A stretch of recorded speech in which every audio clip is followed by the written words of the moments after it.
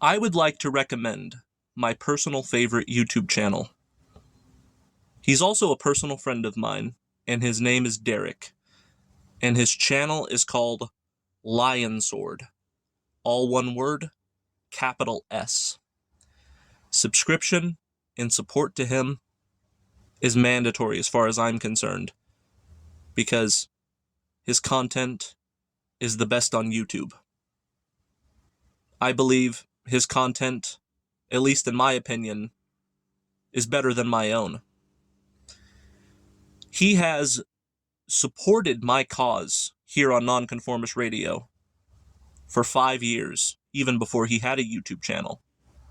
And it's about time I express publicly my gratitude for our friendship and happily recommend his channel because it's fucking awesome. Lion Sword, capital S, one word.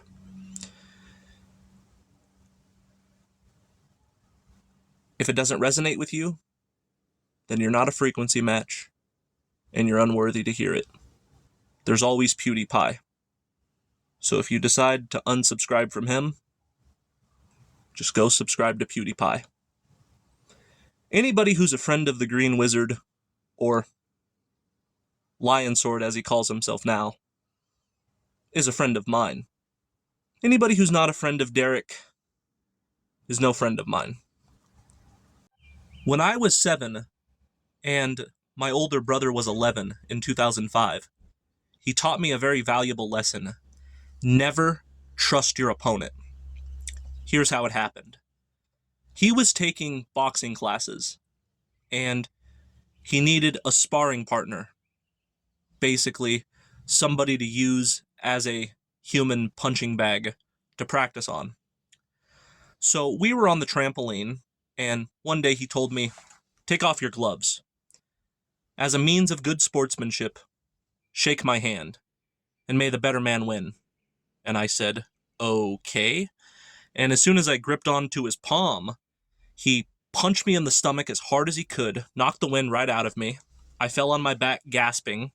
He jumped on top of me, started pummeling me with his bare hands, and he said, "There's your first lesson. Never trust your opponent. Never trust your opponent." You would think I would have learned the lesson. But in 2011, when I was in 8th grade, there was some student talking shit to me.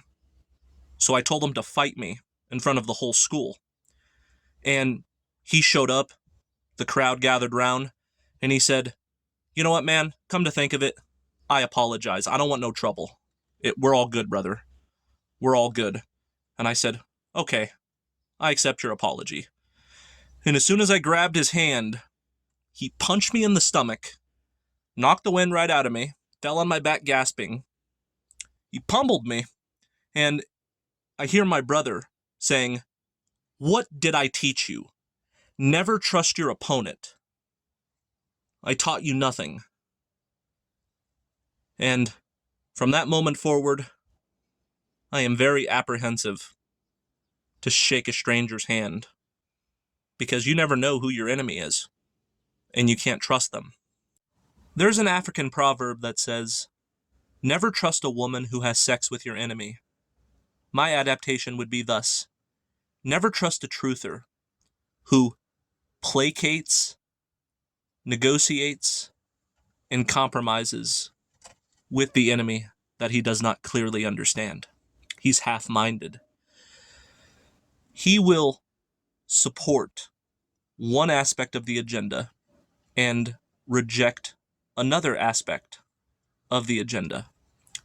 He has bad discernment because he has yet to realize that it's one adversary giving you one agenda. But in his mind, he sees half of the adversary as evil and the other half of the adversary as on his side. Hence, he trusts his opponent. You got Elon Musk, Donald Trump, Tucker Carlson extending their hand.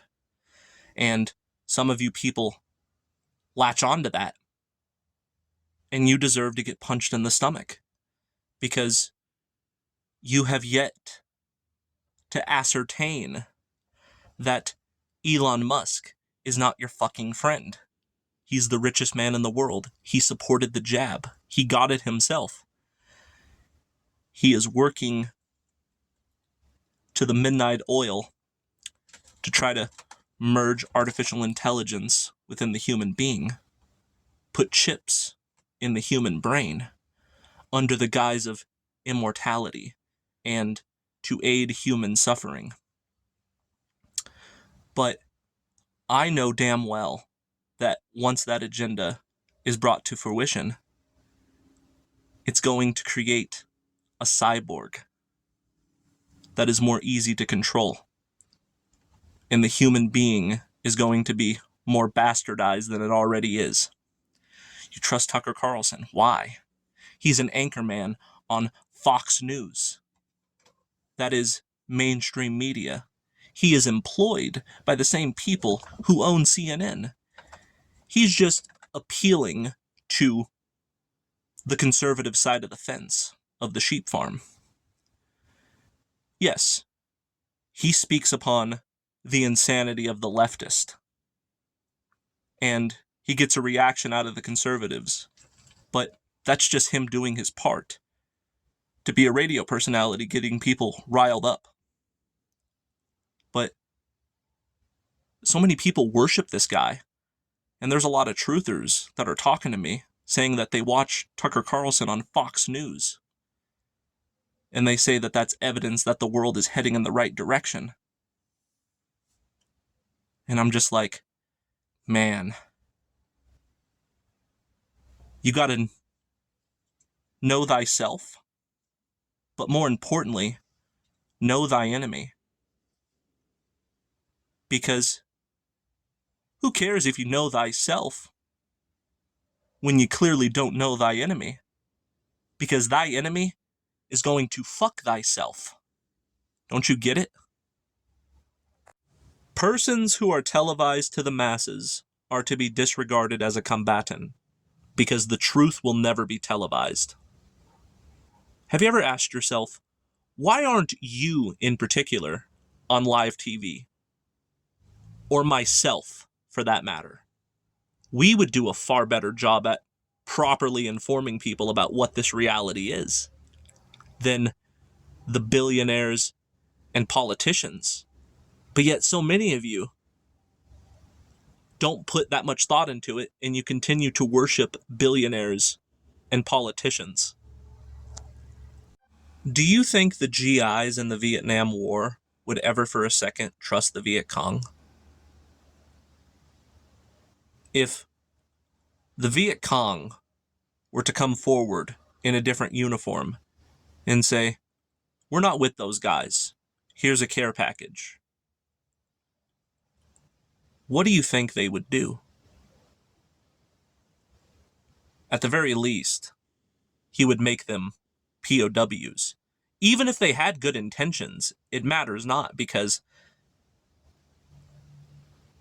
in war, you can't take any chances. So why haven't you figured out that this is a war on consciousness? Your enemy is not overseas.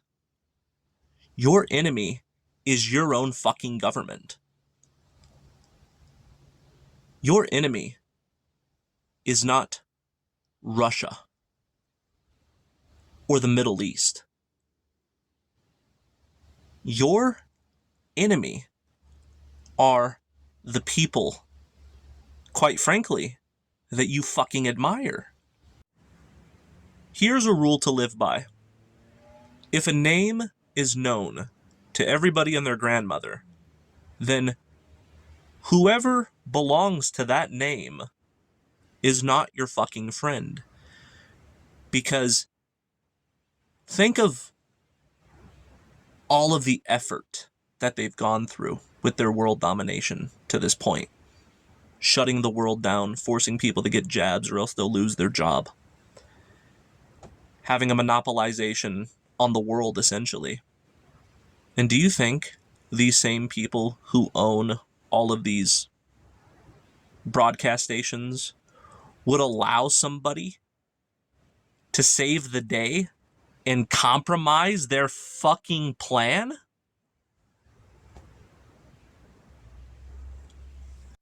I advocate having such a suspicious personality that you don't trust anybody but yourself. Don't even trust me. I can give you a good word to vouch for myself, but then again, you don't really know me. Therefore, you can't trust me. You can't trust anybody. But then again, can you even trust yourself? That's the question. I would say if you support any of these agendas, you clearly can't trust yourself either, because it's not you that's coming through. It's an affirmation that was implanted into your mind like a root canal that needs to be extracted. But I'm not the dentist that can pluck it by the root for you. You got to do it yourself. If you're in that condition, I would say, don't trust others. So then you can start to trust yourself again. Because how can you trust yourself when you've been lied to? Do you think that internal monologue is going to be trustworthy?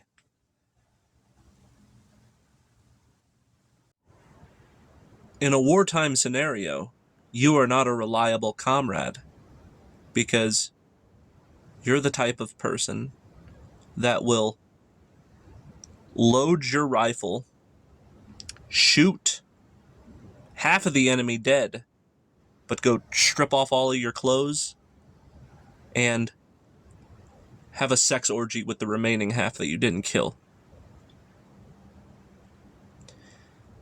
You don't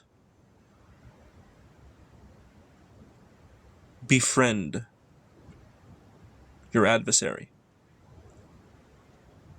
You don't befriend your adversary, because that makes you one of them. So in other words, when so many of these so-called truthers say humanity is brainwashed because they're television watchers and they believe the media, you're no different. You're a television watcher and you watch the media yourself. Tucker Carlson, Elon Musk. That's the portion of the enemy that you elected not to shoot with your rifle, but you're sucking on their cock. You're sucking on their fucking cock. You're not a truther.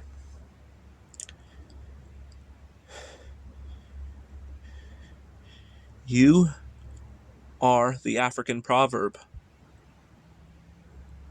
Never trust a woman who has sex with your enemy. And that's what you're doing. You're having sex with the enemy. You're being flirtatious towards them. You'll say, "Fuck the enemy!" 2 minutes later,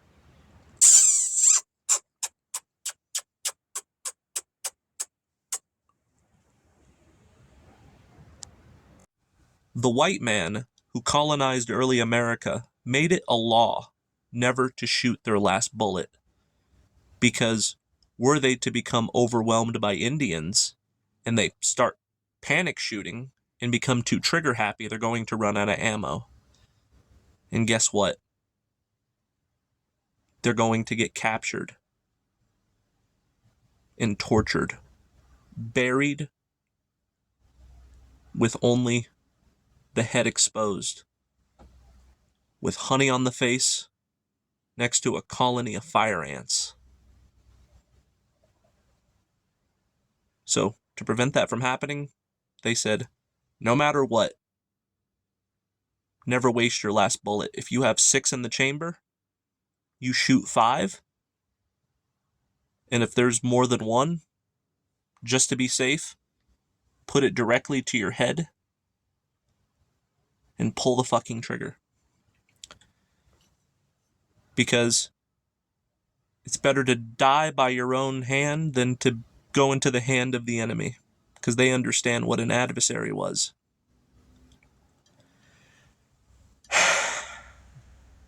We, on the other hand, we're the opposite. We wasted our last bullet. And the enemy has us captured. And while we're being tortured by them unbeknownst to us, we admire them all the while. Because we're fucking weak. We are no soldier. We are the bitch of the very people we claim to despise.